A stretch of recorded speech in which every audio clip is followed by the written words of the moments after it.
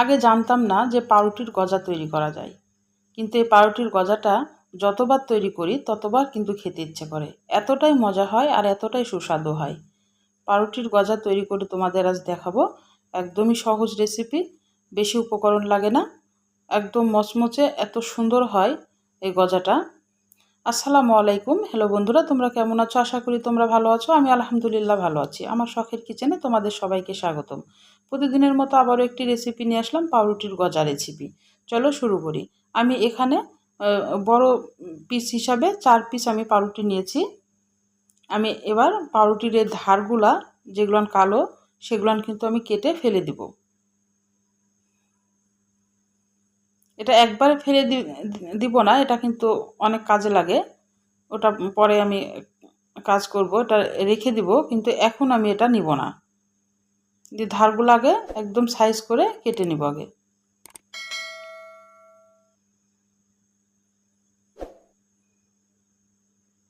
আমি গজাটা তৈরি করার জন্য আমি কিভাবে কাটছি তোমরা হাতের দিকে লক্ষ্য করলেই বুঝতে পারবা। লম্বা লম্বা করে, যেরকম মুরালি ভাজে বা ঝুরি ভাজা বলে, সেইভাবে আমি লম্বা লম্বা করে কেটে নিব।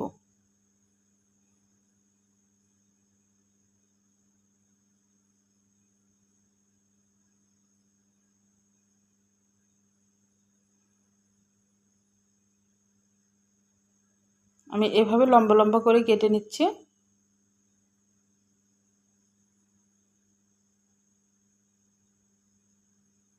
আমি তোমাদের আর একটা কেটে দেখাচ্ছি।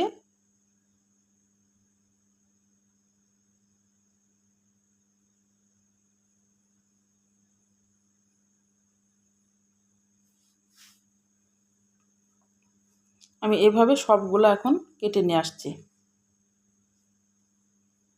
আমার সবগুলো কাটা হয়ে গেছে। এবার আমি কড়াইয়ে চলে যাব। কড়াইয়ে আমি 1 চামচ মতো এখানে ঘি দিয়ে দিলাম।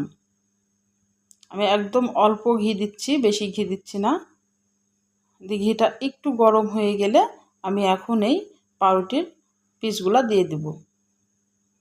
দিয়ে এটা একদম লো আঁচে এখন আমি ভেজে নিব। এটা কিন্তু সাদা তেল দিয়েও ভাজা যায়, কিন্তু একটা সাদা তেলের একটা গন্ধ আছে, আর তেলটা খুবই বেশি টেনে নেবে। সেই কারণেই একদম অল্প ঘি দিয়ে এটা লো আঁচে কিন্তু ভাজলেই কিন্তু একদম মচমচে হয়ে যাবে। এটা একটু সময় নিয়ে লো আঁচে ভাজতে হবে, তাহলে কিন্তু একদম মচমচে হয়ে যাবে।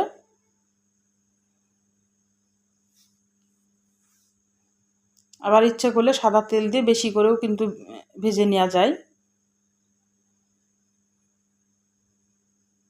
আমার কিন্তু ভাজা হয়ে গেছে, আমি এবার প্লেটে তুলে নিচ্ছি।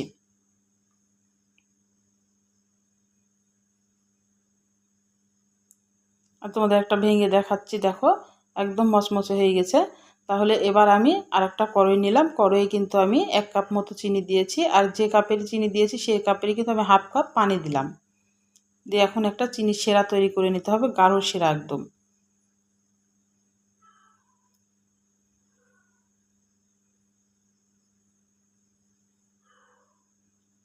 চিনির এই তাকটা কিন্তু আনতে হবে।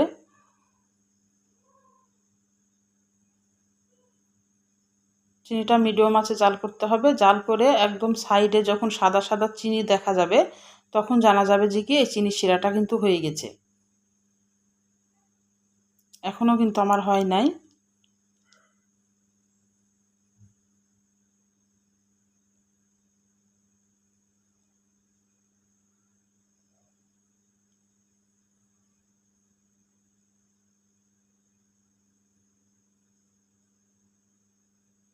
সাদা সাদা একদম চিনি সাদা হয়ে গেছে একদম, আর কড়াইয়ের সাথে উঠে আসছে, তখন জানা যাবে যে কি এই চিনির তাকটা কিন্তু একদম পারফেক্ট হয়েছে গজা দেওয়ার জন্য। এবার আমি কিন্তু গজাগুলা দিয়ে দিলাম, পাউরুটিগুলা দিয়ে দিলাম।